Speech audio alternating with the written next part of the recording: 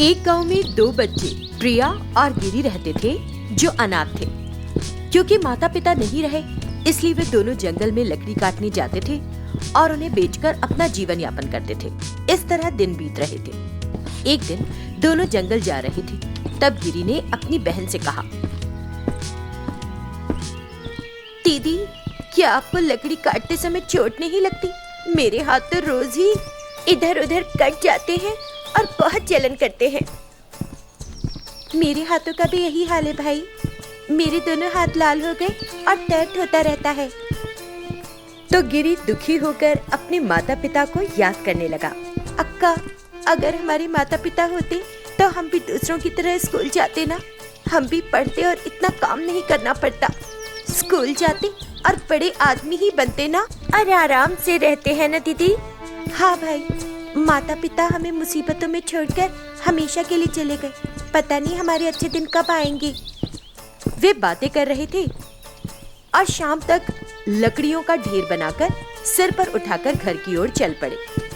जैसे ही वे रास्ते में आ रहे थे, उन्होंने देखा कि एक गाय का पैर रेलवे ट्रैक पर फंस गया है और बाहर निकलने के लिए तड़प रही है, लेकिन निकल नहीं पा रही। अरे दीदी, वहाँ देखो, वो गाय वहाँ पटरी के बीच में फंस गई है। उसने ऐसा कहा और इस बीच उन्हें कुछ दूर से ट्रेन के आने की आवाज सुनाई दी। ओहो, ट्रेन आ रही है। चलो चलते हैं और गाय को बचाते हैं। जल्दी आओ, जल्दी। तुरंत वे दोनों गट्ठर एक और रख गाय को बचाने दौड़े। उन्हें समझ नहीं आ रहा था कि गाय को कैसे बचाया जाए। उन्होंने देखा कि ट्रेन तेज गति से वहीं आ रही है। तभी गिरी को ट्रैक के पास एक रॉड पड़ी दिखाई दी, जिससे उन्होंने गाय की टांग खींची और वो बच गई। उन्होंने रॉड वापस रखी और गाय के पास आए। तब गाय ने बच्चों के प्रति अपना आभार प्रकट किया।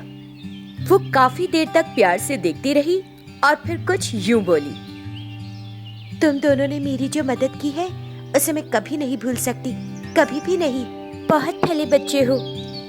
अरे, बात कैसे कर रही हो तुम? मेरे पास बोलने की शक्ति है। कृपया मेरे लिए एक और उपकार कर दो। प्यारे बच्चों, तुमको क्या मदद चाहिए हमसे? तुम भले बच्चे लगते हो। मुझे भी तुम अपने साथ घर ले चलो। मैं तुम्हारे साथ ही रहूंगी वहाँ। गाय ने पूछा तो बच्चों ने अपना हाल बताया। हम दोनों अनाथ हैं। हमारा अपना कोई नहीं है। हमारा अपना जीना ही मुश्किल है, फिर तुमको कैसे खिलाएंगे हम? बहुत मुश्किल हो जाएगा। प्रिया ने अपनी स्थिति बताई। तब गाय ने उन्हें सच बताया। मैं तुमको एक रहस्य बताती हूँ, सुनो। मैं एक जादुई गाय हूँ और एक ऋषि के कारण मुझे कुछ जादुई शक्तियाँ मिली। रात में मैं सुनहरे रंग में बदल जाती हूँ और तुम्हें सोने के सिक्के दे सकती हूँ। ये जानते हुए कुछ लोग मुझे मारना चाहते हैं, तो मैं उस जगह से भाग निकली। तुम मुझे अपने साथ ले चलो ना, मैं तुम्हारी मदद करूंगी, पक्का मदद करूंगी। तो गाय ने बच्चों से अपना रहस्य बता दिया। तब बच्चे गाय को अपने साथ अपने घर ले गए। फिर उन्होंने उसके पैर पर कुछ मलहम लगाया और उसकी देखभाल करने लगे। उस रात गाय सोने की बन गई और उन्हें सोने के सिक्के देने लगी। इससे बच्चों की सारी परेशानियों का अंत हो गया। ऐसे ही कुछ दिन बीत गए। एक दिन जब दोनों बच्चे कहीं जा रहे थे, तो उन्होंने किसी को ऐसे पूछते हुए सुना, अरे बड़े साहब, एक दिन हमारी गाय भाग गई। बड़ी सेहतमंद गाय है और सफेद रंग की है। क्या आपने कहीं देखी है? उस व्यक्ति ने उत्तर दिया कि उसने उस गाय को नहीं देखा। फिर वे दोनों गाय की तलाश में निकल पड़े। उनकी बात सुनकर दोनों बच्चे सहम गए। अरे दीदी, अगर वे गाय को देख लेंगे तो ले जाएंगे। हमें छिपाना होगा उसे। चलो। वे दोनों सरपट घर की ओर भागे और गाय के पास आकर, गांव में तो लोग आए और तुम्हारे बारे में पूछ रहे थे। सुनकर गाय डर गई। वे लोग मुझे मार देना चाहते हैं और यदि वो मुझे देख लेंगे तो जरूर मार देंगे। मुझे उनसे बचा लो, मुझे उनसे बचा लो। तब उन बच्चों को एक विचार आया। उन्होंने तुरंत काला रंग लिया और उससे गाय को रंग दिया। अब तुमको कोई नहीं खोज सकेगा, डरो मत। बात करते करते वे दोनों लोग इन बच्चों के घर आ गए। ए बच्चों, हमारी गाय रस्सी तोड़कर भाग गई है, क्या तुमने इसे देखा है? तब बच्चे बोले, हमारे पास तुम्हारी गाय नहीं है, सिर्फ हमारी गाय है। तो हमें दिखाओ एक बार, हमें पता चल जाएगा हमारी है क्या। फिर उन्होंने उन दोनों को गाय दिखाई, लेकिन वो तो काले रंग की थी। नहीं, ये हमारी गाय नहीं है, हमारी गाय तो सफेद रंग की है। अगर तुम देखो तो हमें जरूर बता देना, समझ गए ना, भूलना मत।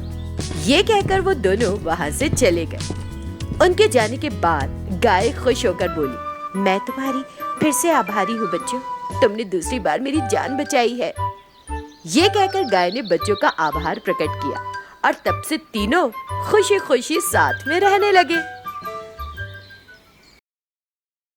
कई दिनों से दो देवरानी जेठानी एक साथ रहती थीं। उनके पास एक गाय थी और उसका नाम था गौरी। बड़ी बहू श्यामला बहुत खूबसूरत थी। उसे इस बात पर बहुत घमंड भी था। देवरानी कमला का रंग सांवला था, लेकिन वो एक अच्छे स्वभाव वाली महिला थी। जेठानी की एक बेटी थी जिसका नाम था सौम्या।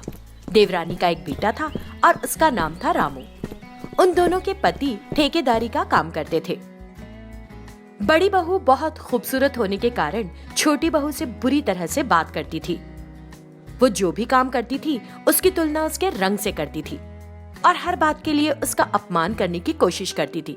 लेकिन कमला सारी गालियां सह लेती थी और अपने सारे दुख गौरी गाय से बांटा करती थी। ऐसे ही दिन बीतते जा रहे थे। एक दिन दोनों बच्चे कमला के पास गए और उससे कहा कि वे भूखे हैं और कुछ खाना चाहते हैं, इसलिए वो उन्हें खिलाने लगी। ये श्यामला ने देखा तो, ए सौम्या, एक बार यहाँ तो आ। वो उसे अपने कमरे में ले गई तो सौम्या ने उससे पूछा, क्या हुआ मम्मी, तुमने मेरा खाना पुराने से पहले क्यों बुलाया? कितनी बार बताऊं तुम्हें, जब वो काली महिला तुमको बुलाए तो नहीं जाना? माँ, आप चाची के बारे में हमेशा खराब तरीके से क्यों बात करती रहती हो? वो तो कितनी अच्छी है। बस अपना मुंह बंद कर। अगर तुझे खाना खाना है तो मुझसे पूछ, मैं खिलाऊंगी। लेकिन अगर वो खिलाएगी तो तू भी उसकी तरह काली हो जाएगी, याद रखना। अगर मैं आपसे पूछने आती हूँ तो आप हर समय आईने के सामने खड़े होकर मेकअप करती दिखती हो, तो मैं उनसे कह देती हूँ कि खिला दो। जरा सुनो, मैं जो कहती हूँ वो करो और हर बात के लिए बहस मत करो, उसने कहा। दिन बीत रहे थे। एक दिन श्यामला के पास फोन आया कि उसके कुछ रिश्तेदार मिलने आ रहे हैं। कितने दिनों के बाद मेरी माँ के कुछ रिश्तेदार मुझसे मिलने आ रहे हैं और अगर वो इस कमला को देखेंगे तो मैं अपनी सारी इज्जत खो दूंगी। ये सोचकर वो कमला के पास गई। ओ कमला, तुम जाओ और गाय के साथ समय बिताओ और घर में मत आना जब तक मैं ना बुलाऊं। ये सुनकर कमला बोली, क्या हुआ दीदी, ऐसा क्यों? बहुत दिनों बाद मेरी माँ के कुछ रिश्तेदार मुझसे मिलने आ रहे हैं और अगर वे तुम्हारा बदसूरत चेहरा देखेंगे तो मैं अपना सारा सम्मान खो दूंगी। इसीलिए जाओ और अपनी प्यारी गाय के साथ बात करो, जब वे चले जाए तो आ जाना। उन शब्दों को सुनकर कमला को बहुत दुख हुआ। वो जाकर उदास होकर गौशाला में बैठ गई। गौरी ने ये देखकर कमला से पूछा कि वो उदास क्यों है। कमला, क्या हुआ? क्या तुम्हारी घमंडी जेठानी ने आज तुमसे कुछ फिर बुरा कह दिया? वो तो शुरू से ही ऐसी है, क्योंकि मैं सांवली हूँ तो मेरा हमेशा अपमान करती है और बुरा कहती है मुझे। मैं कितना भी उसके प्रति प्यार दिखाने की कोशिश करूँ, वो मुझसे प्यार से बात नहीं करती। वो हमेशा किसी न किसी वजह से मुझे अलग ही रखती है। उसे बुरा लग रहा था। तब गौरी कमला को सांत्वना देने लगी। कमला, तुम इस बात का बुरा नहीं मानो, तुम एक दयालु महिला हो। सुंदरता इंसान के काम नहीं आती, अच्छा स्वभाव आता है। श्यामला को एक दिन इसका एहसास जरूर होगा, तुम देखना। वो ऐसा बोल ही रही थी कि दोनों बच्चे गौशाला में आ गए। चाची, जब मेरी माँ कुछ बुरा कहे तो बुरा मत मानो, मैं तुम्हें अपनी माँ से ज्यादा प्यार करती हूँ। ऐसे ही चारों प्रसन्नता पूर्वक बातें करने लगे और कमला के दुख को दूर कर दिया। ऐसे ही कुछ और दिन बीत गए। एक दिन कमला एक टोकरी लेकर बगीचे में फूल तोड़ने जा रही थी। अरे ब्लैकी, कहाँ जा रही हो? उसने पूछा। फिर कमला, मैं बगीचे से फूल तोड़ने जा रही हूँ। मैं जाकर फूल तोड़ लूंगी। अगर तुम तोड़ोगी तो फूल भी काले हो जाएंगे। तुम जाकर बाथरूम साफ करो, इस तरह का काम सूट करेगा। इतना कहकर उसने हाथ से टोकरी ली और फूल तोड़ने चली गई। कमला बाथरूम की सफाई करने लगी। श्यामला जब फूल तोड़ रही थी, अचानक झाड़ियों से एक बड़ा सांप आया। सांप को देख श्यामला चौंक गई और भागने की कोशिश की, लेकिन तब तक सांप ने उसे काट लिया था। वो जोर से चिल्लाई और जमीन पर गिर पड़ी। उसकी चीख सुनकर गाय, बच्चे और कमला दौड़े चले आए। क्या हो गया दीदी? क्या हुआ आपको? एक सांप ने काट लिया। मुझे अस्पताल ले चलो और मेरी जान बचाओ। वो उनसे गुहार करने लगी। उसकी चीख पुकार सुनकर वे घबरा गए। फिर गौरी गाय इस तरह बोलने लगी, अस्पताल तो यहाँ से बहुत दूर है और कोई वाहन भी नहीं तुम्हें ले जाने के लिए वहाँ। इतनी दूर जब तक हम ले जाएंगे तुम बचोगी भी नहीं। इतनी दूर ले जाना सिर्फ समय की बर्बादी होगी। इस मामले में कोई मदद नहीं होगी। गौरी बोली। ये सुनकर श्यामला का दिल टूट गया। ऐसा मत कहो प्लीज, मेरी जान बचा लो कमला। मैं तुम्हारी आभारी रहूंगी हमेशा हमेशा के लिए। गौरी, तुम ही कुछ करो और उसकी जान बचाओ और एक बार के लिए उसकी मदद करो प्लीज। कमला प्रार्थना करने लगी। कमला की बातों का सम्मान करते हुए गौरी गाड़ी ले आई और श्यामला को गाड़ी पर लिटा दिया। कमला भी गाड़ी में बैठ गई। गौरी तेज गति से अस्पताल की ओर दौड़ने लगी। वहां कमला श्यामला को अपने कंधों पर उठाकर अस्पताल के अंदर ले गई। वहां डॉक्टर ने एंटीवीनम दिया और श्यामला की जान बचा ली। दीदी, अब आप सुरक्षित हैं। डॉक्टर ने आपके शरीर से जहर निकाल दिया और अब आप खतरे से बाहर हैं, बिल्कुल बाहर हैं। चिंता ना करें। ये सुनकर श्यामला शांत हुई। कमला, मुझे माफ कर दो। अगर तुम न होती तो मैं अब तक मर चुकी होती, जबकि मैंने तुम्हारे प्रति इतना कठोर व्यवहार रखा। इसीलिए भगवान ने मुझे ये सजा दे डाली। अब ये सब मत सोचो दीदी, तुम बस चैन से रहकर आराम करो।